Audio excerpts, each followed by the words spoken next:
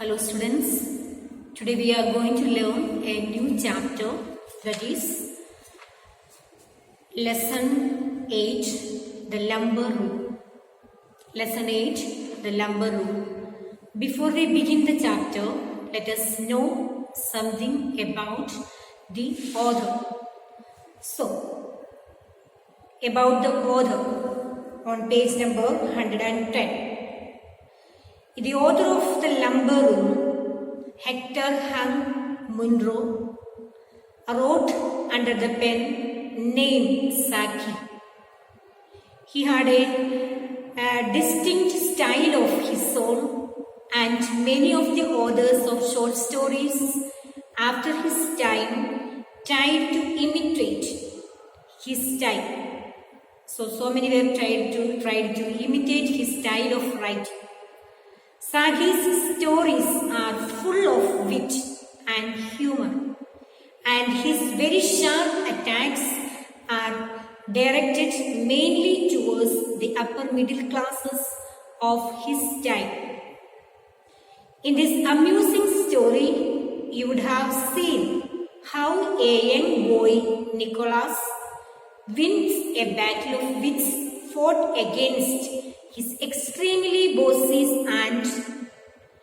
You should have noticed that Sagi's style of writing is quite different from the writing of other authors whose work is included in this book. So who is the author of the lumber room? The author of the lumber room is Hector Hung Munro. So now we will just see what is all about in this particular lesson. Okay?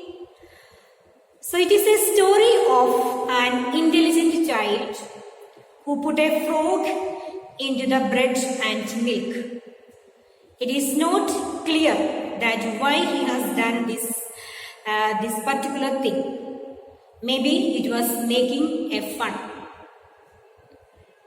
But later he refused to eat the bread and milk because of the frog.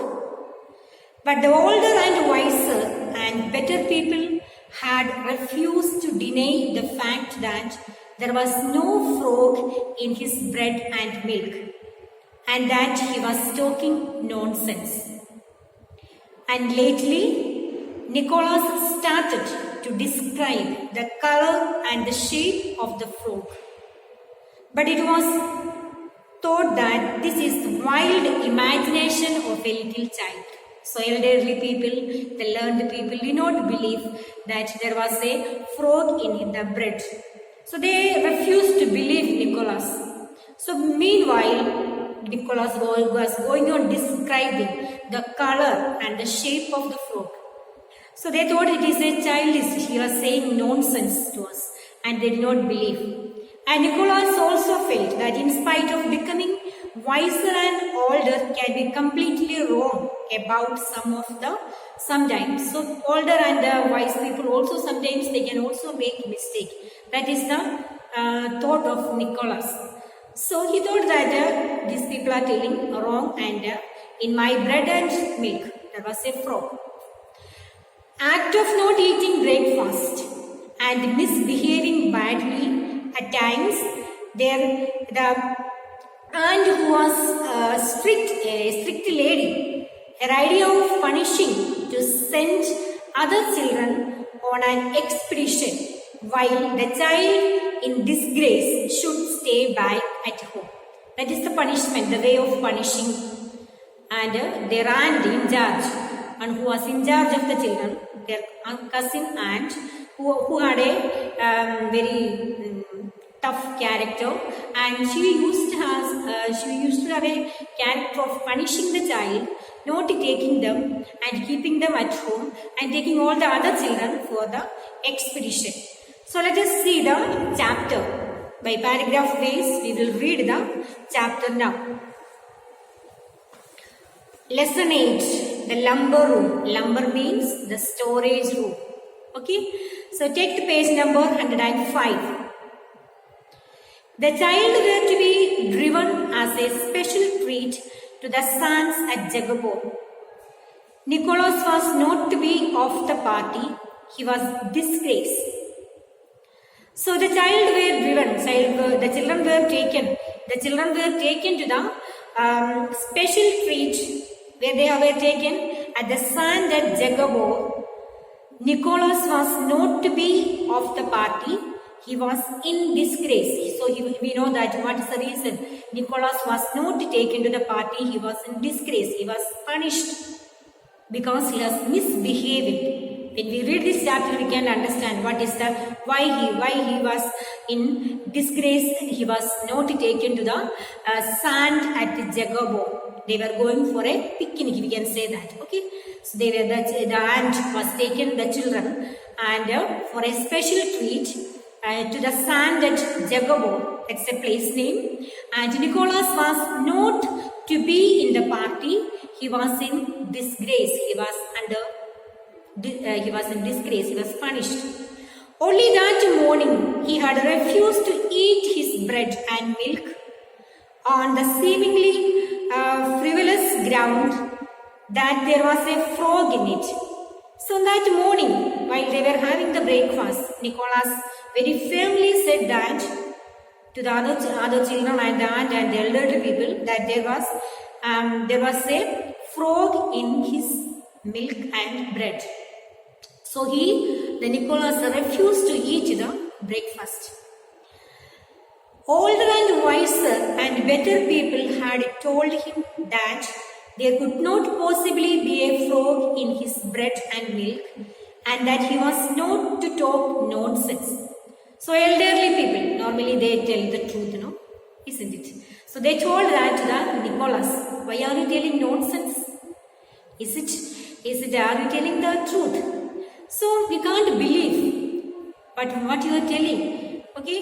So the elderly people had told him that there couldn't possibly a frog in the bread and milk. There couldn't be possibly a frog in the bread. It will never happen, isn't it? So, and there was no talk nonsense to us. Okay. He continued nevertheless to talk what is seemingly to be nonsense and described with much details the color and marking of the alleged frog.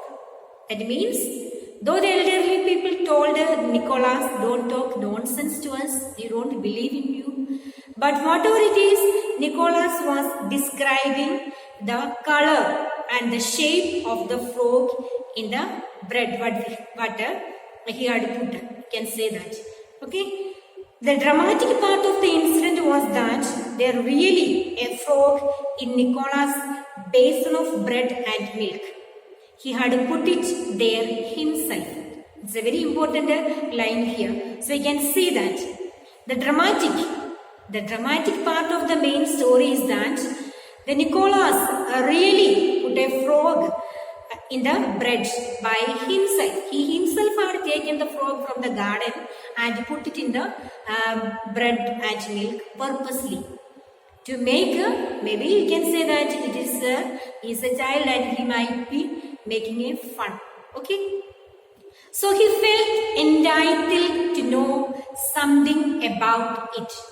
The sin of taking a frog from the garden and putting it into a bowl of bread and milk was discussed at great length. Of bread and milk was discussed at a great length. So this particular issue was taken for granted and discussed at the table and with a great length. Okay, but the fact that stood out clearest in the whole affair, as it presented itself to the mind of Nicholas, was that the older, wiser and better people had been proved to be profoundly wrong. So Nicholas felt that these wise and older people can also make mistake. So whatever they are saying is particularly or fully, we can say profoundly. Profoundly means fully wrong. That is what Nicholas said. So once again I can explain the first paragraph to you. Okay. So what happened? The first paragraph, you understood? On that special day morning, Nicholas Nicholas refused to have his breakfast because he knew that there was a frog in it. But the elderly told him not to talk nonsense, and there is no frog in the breakfast. But he continued talking nonsense and even described the details of the frog, its color, its size, everything. The good part of the incident was that there was really a frog in his breakfast, that he put it himself in the breakfast. That's why he could tell the description of the frog. So we can say that how Nicholas, he was continuously telling that there was really a frog in his breakfast. So we know that we can understand from the lesson when we read that it is really that he had put the frog from the garden, purposely making fun of others or making a joke. Whatever it is, we don't know exactly the reason why he had put that frog in his bread and milk. Okay, that's the first paragraph of the chapter. So we will move on to the second paragraph on page number 105. You said there couldn't possibly be a frog in my bread and milk. There was a frog in my bread and milk, he repeated with insistence of a skilled tactician who doesn't intend to shift from favorable ground. Tactician means one who uses tactics to a great effort, a clever means. Okay, that is the meaning of that. So what happened? Nicholas went on telling. What he went on telling? Nicholas went on telling that you people had told that there was no frog in my bread and milk. Like a skilled, clever man, he stood on his statement.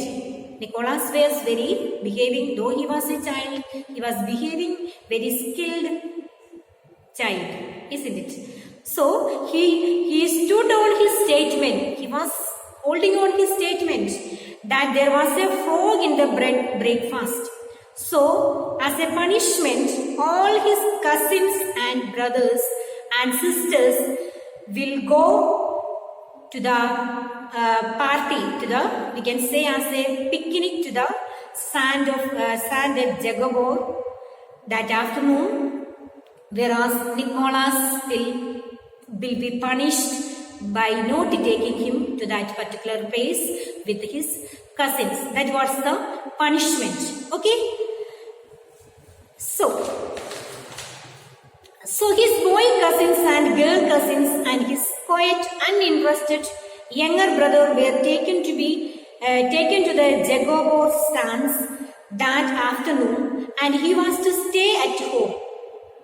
His cousin aunt, who insisted in styling herself his aunt, also had hastily invented the Jagabor expedition in order to impress on Nicholas the delight that he had justly fortified by his disgraceful conduct at the breakfast table. So what is the character of the aunt here? So his boy cousins and girl cousins and his quite uninterested younger brother. And younger brother was there. He was also uninterested to go to that particular place. So he was also taken that afternoon. Where they were going, which place they were going? Taken to the sand at Jagabor. It's a particular place for the picnic spot, we can say. So all his cousins, sisters, brothers and uninterested people also, children also are taken, but whom they have not taken? Nicholas. Why they have not taken? Because he has done a great mistake taking a frog from the garden and putting it in the breakfast. That is the mistake he had done. Okay, dear children, that's all today. We will be going through the chapter once again, the difficult words, finding the difficult words, underlining it and writing it in your copy, the word power. And it's a quite interesting lesson. You will learn it very well. Okay. Thank you for listening.